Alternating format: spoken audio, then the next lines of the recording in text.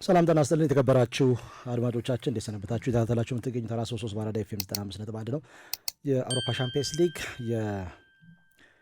የምድብ ሶስተኛ ጨዋታዎች ከዛሬ ጀምሮ የሚከናወኑ ይሆናል። ሁለት ጨዋታዎች ምሽት 1:45 ይከናወናሉ። ፉትቦል ክለብ ባርሴሎና ከኦሎምፒያኮስ እንደዚሁም ካይራት አልማቲ ከፓፎስ ጋር ጨዋታቸውን ያከናውናሉ። ካይራት አልማቲና ፓፎስ በታሪክ ለመጀመሪያ ጊዜ በሻምፒየንስ ሊግ የሚጫወቱ ወይም በዚህ ውድድር ዘመን የተሳተፉ ቡድኖች ናቸው። ካይራት አልማቲ የካዛኪስታን፣ ፓፎስ የቆጵሮስ ቡድን እንደሆነ ይታወቃል። ሁለቱም ጨዋታዎች ምሽት 1:45 የሚከናወኑ ይሆናል።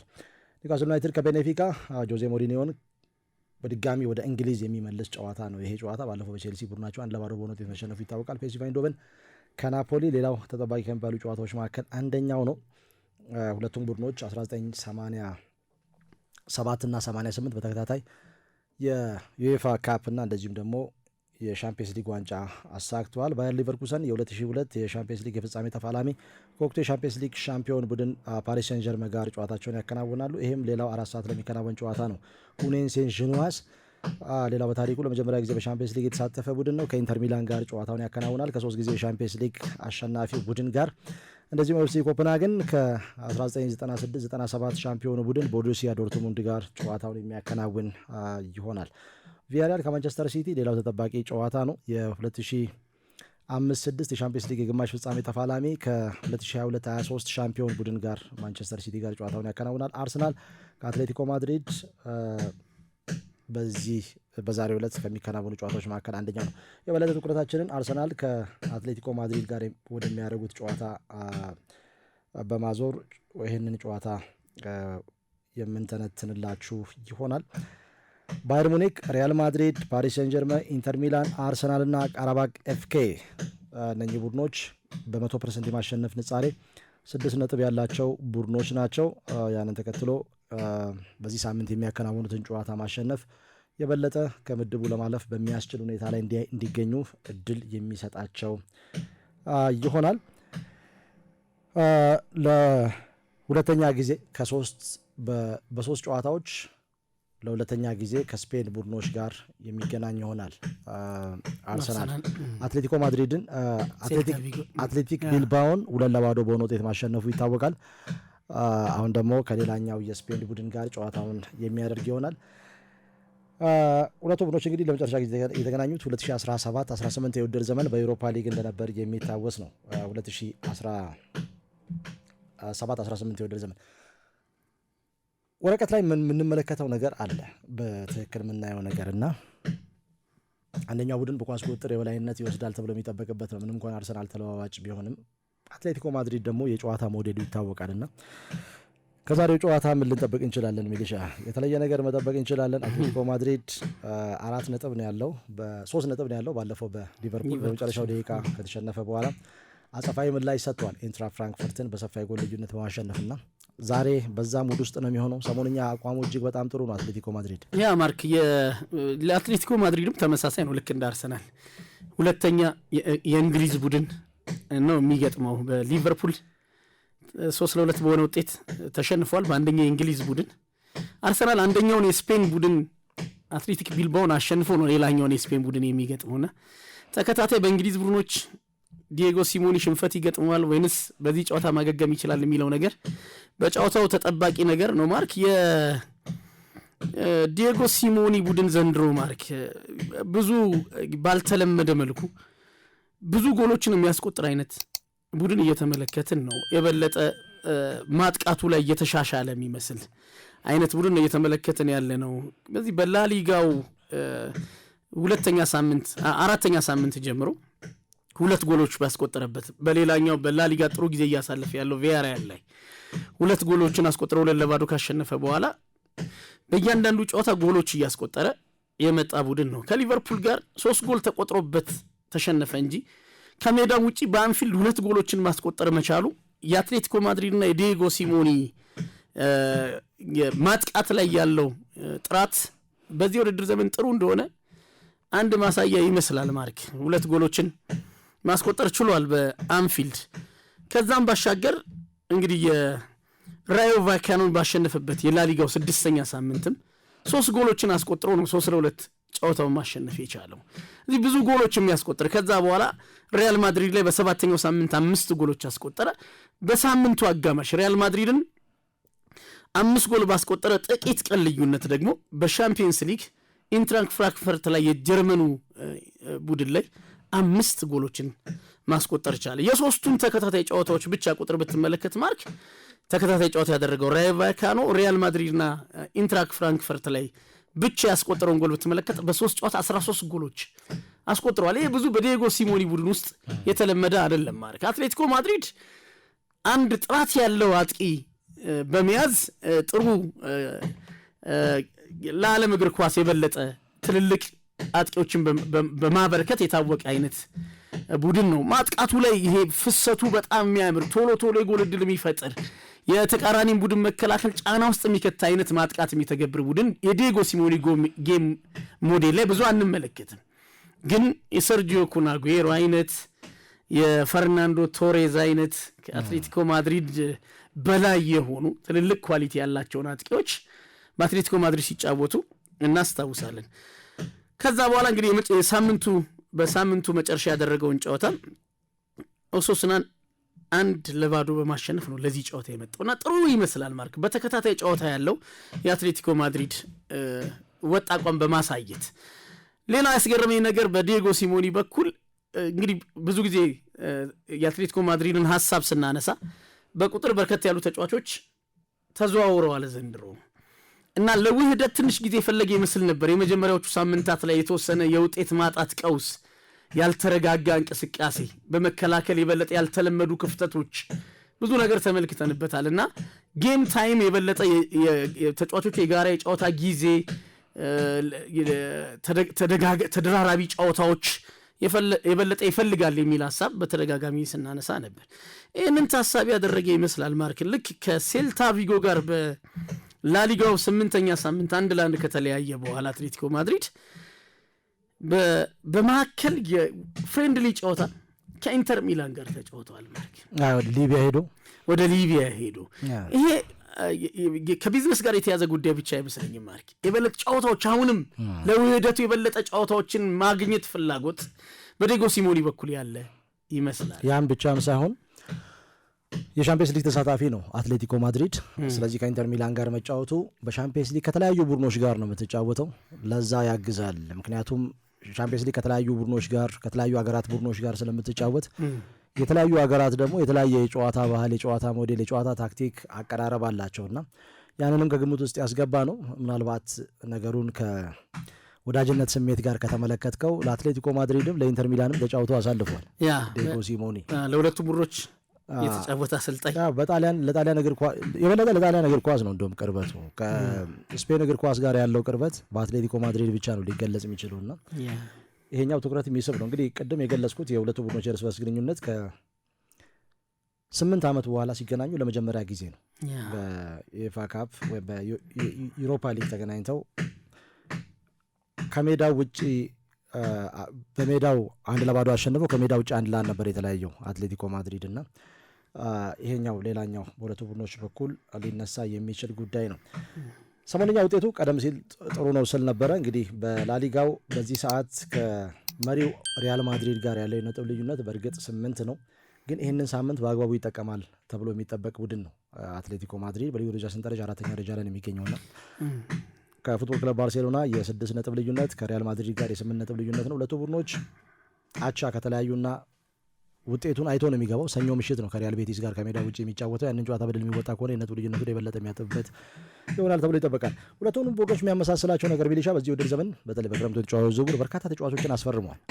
8 ተጫዋቾች አካባቢና እነኚህ ተጫዋቾች እስኪዋሃዱ ድረስ የሚወስደው ጊዜ እንዳለ ጥያቄ የሚነሳበት ጉዳይ አይደለም። ግን ስብስቡ እጅግ በጣም አስፈሪ ነው። አሌክሳንደር ሶርሎት በየትኛውም ሊግ ውስጥ መጫወት የሚያስችል ኳሊቲ ያለው ከላሊጋውም በላይ በእንግሊዝ መጥቶ መጫወት ስኬታማ መሆን የሚያስችል አቅም እንዳለው በትክክል ማሳያ ነው። የዘመኑ አጥቂዎች ሞዴል ይመስለኛል። አርሊንግ ብራውት ሃላንድ፣ ከዛ ውጪ አሌክሳንደር ኢዛክ፣ ቪክቶር ዮኬሬሽ፣ ከዛ ውጪ ቤንጃሚን ሼሽኮ አይነት በጣም አትሌቲክ የሆነ ጉልበት ያለው የአየር ላይ ኳስ ምህረት የሌለው ፖቸር የሆነ አጋጣሚዎችን በሚገባ የሚጠቀም አይነት ተጫዋች ይመስላል። ከዛ ውጪ ደግሞ ዩሊያን አልቫሬዝ ሌላኛው በማንቸስተር ሲቲ ተጫውቶ ማሳለፉ ሌላው የሚጠቅመው ተጫዋች ነው። የረጅም ጊዜ የፈረንሳይ አጥቂ አንቷ ግሬዝማን ተተኪ ይመስለኛል በግሌ። ምክንያቱም ቲፒካል 9 ቁጥር አይደለም፣ በጥልቀት ወደኋላ ተመልሶ መጫወት የሚያስደስተው አይነት ተጫዋች ነው።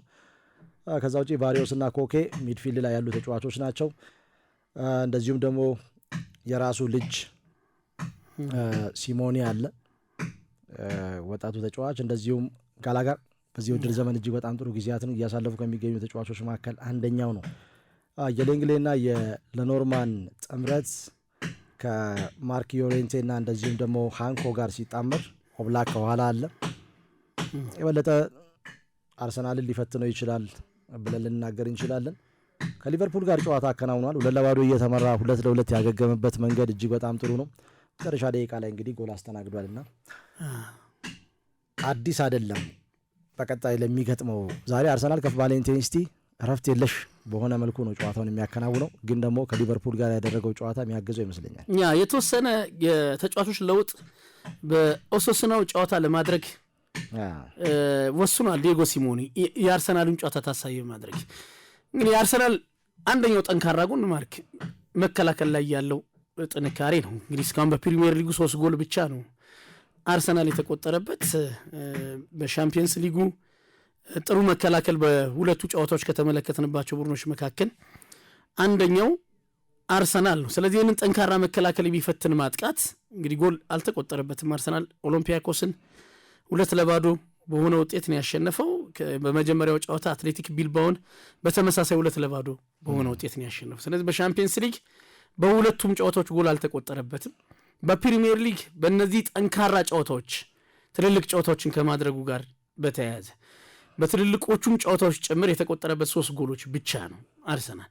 ይህንን ጠንካራ መከላከል የዲየጎ ሲሞኒ ቡድን የሚጋፈጠውና ከቁጥሮች አንጻር ካየኸው ለአርሰናል መከላከል ፈተና መስጠት ከሚችሉ ቡድኖች መካከል አንደኛው የዲየጎ ሲሞኒ አትሌቲኮ ማድሪድ ነው። ሻምፒየንስ ሊጉን ጨምሮ ሁለቱን ጨዋታዎች በኢንትራክ ፍራንክፈርትና የሊቨርፑልን ጨዋታ ጨምሮ በ9ኙ የላሊጋ ጨዋታዎች 11 ተከታታይ ጨዋታዎች በሁሉም ጨዋታዎች ጎል አስቆጥረዋል የዲየጎ ሲሞኒ ቡድን። ስለዚህ ጎል የማስቆጠር ችግር በዚህ ውድድር ዘመን አልተመለከትንበትም። እኔ ማጥቃቱ ላይ ጥሩ ኳሊቲ ያለው ቅድም አንተ ስጠራቸው የነበሩ ተጫዋቾች ሁሊያን አልቫሬዝ፣ ሶርሎት አይነት ተጫዋቾች አካላዊ ፈተና መስጠት የሚችለው ሶርሎት እና ሞቢሊቲው ተገማች ያልሆነ ብዙ የአታኪንግ ዞን ላይ ለተከላካይ ተስማሚ ያልሆነ እንቅስቃሴ የሚያደርገው ከኳስ ጋር በጣም ኳሊቲ ያለው ሁሊያን አልቫሬዝ ያሉበት ፖዚሽን ነው ይሄ ፖዚሽን። ስለዚህ ጠንካራው የአርሰናል መከላከል እና በተከታታይ ጨዋታዎች ጎል ማስቆጠር የቻለ የዲየጎ ሲሞኒ ማጥቃት የበለጠ ታክቲካሊ ሜዳ ላይ የምንመለከተው የሁለቱ ቡድኖች ፍልሚያ ነው የሚል እምነት አለ ማርክ።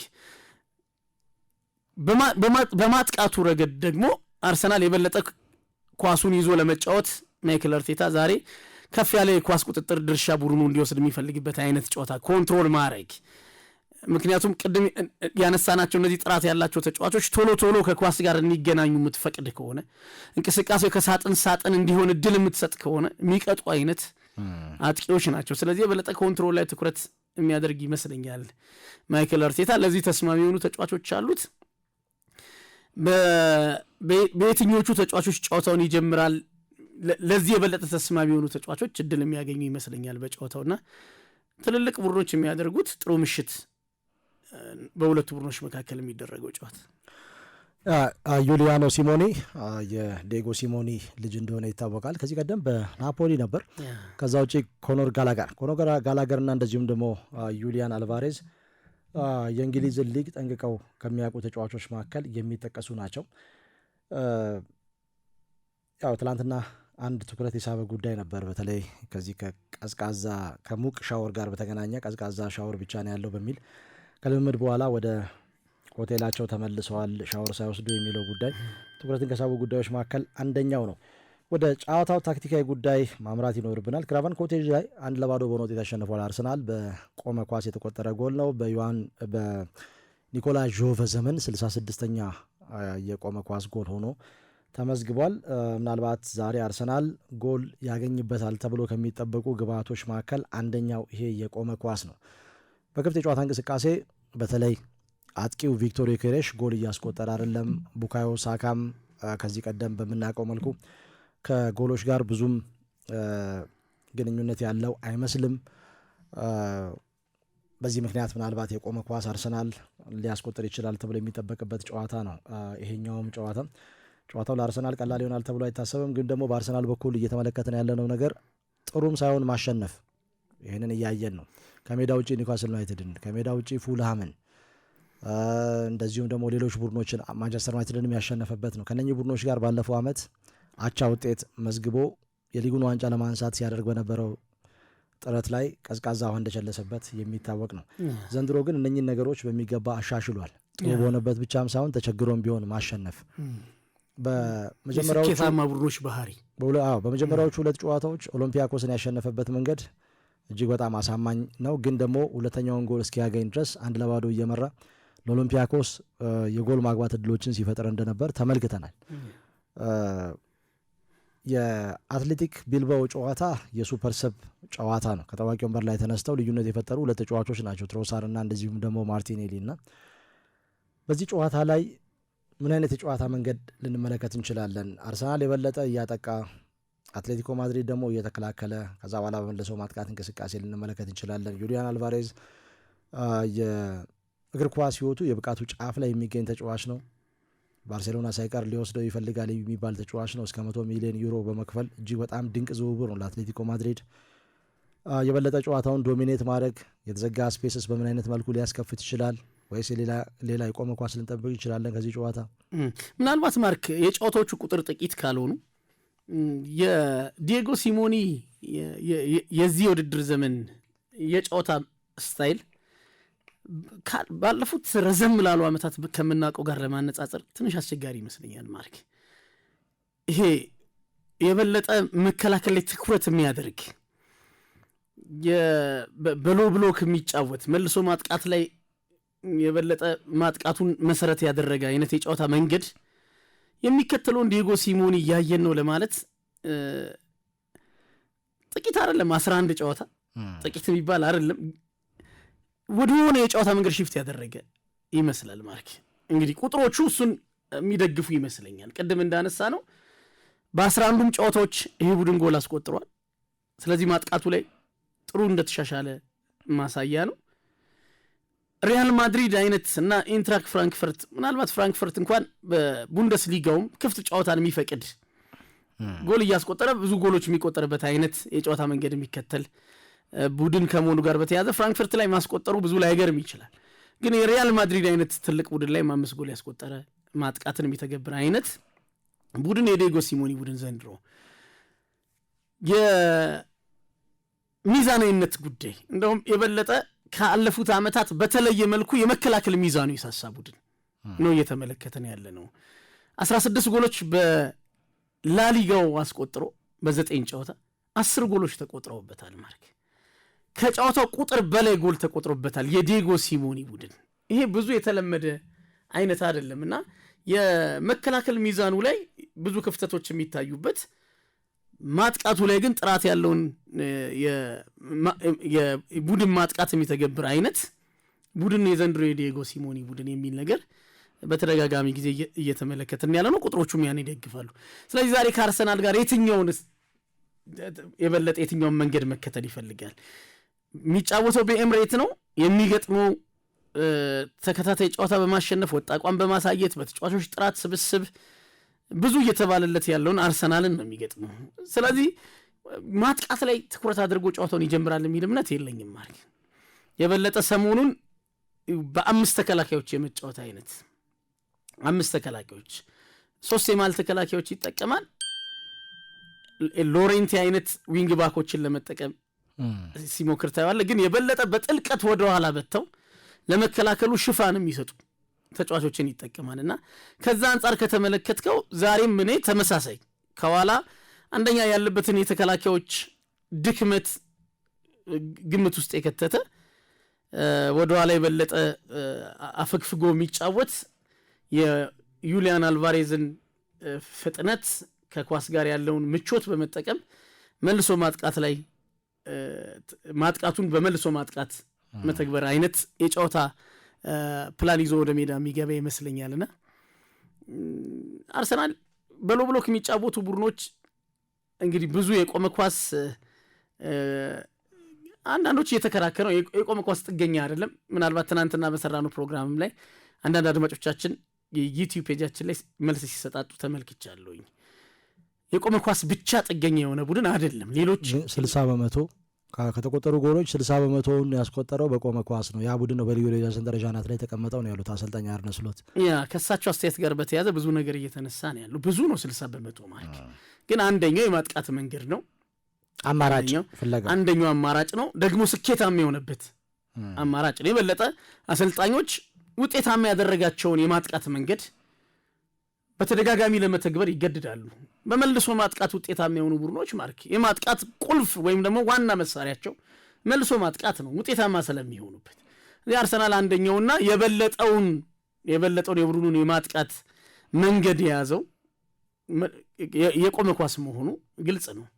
ግን ሌሎች መንገዶች የሉትም ማለት አይደለም የአርሰናል ማጥቃት። ስለዚህ በሎ ብሎክ የሚጫወቱ ቡድኖች ላይ ያለውን የአርሰናል የበለጠ በክፍት ጨዋታ አስከፍቶ ጎል የማስቆጠርን ችግር ግንዛቤ ውስጥ በመክተት በሎ ብሎክ ሲጫወት የምንመለከተውን አትሌቲኮ ማድሪድ የምናይ ይመስለኛል። ከ8 ዓመት በኋላ የሚገናኙት ሁለቱ ቡድኖች የሚያደርጉት ጨዋታ ዛሬ ከሚከናወኑ ጨዋታዎች መካከል ቀዳሚውን ቦታ ወስዷል። ነገ ሪያል ማድሪድ ከዩቬንቱስ ጋር ከመጫወቱ በፊት አሰልጣኝ ዲየጎ ሲሞኔ ከዚህ ጨዋታ በፊት ግልጽ የሆነ አይደንቲቲ አለን፣ ያንን ተጠቅመን አርሰናል ላይ ችግሮችን እንፈጥራለን የሚል አስተያየትን ሰጥተዋል። ጨዋታውን አርሰናል ወደሚቸገርበት መንገድ እንወስደዋለን ወይም አርሰናል ላይ ችግር ወደሚፈጥር አካሄድ እንወስደዋለን የሚል አስተያየትን ሰጥተዋል። እንግዲህ ተጋጣሚያቸው እጅግ በጣም ጠንካራ እንደሆነ እነሱም ቢሆን ጠንቅቀው ያውቃሉ።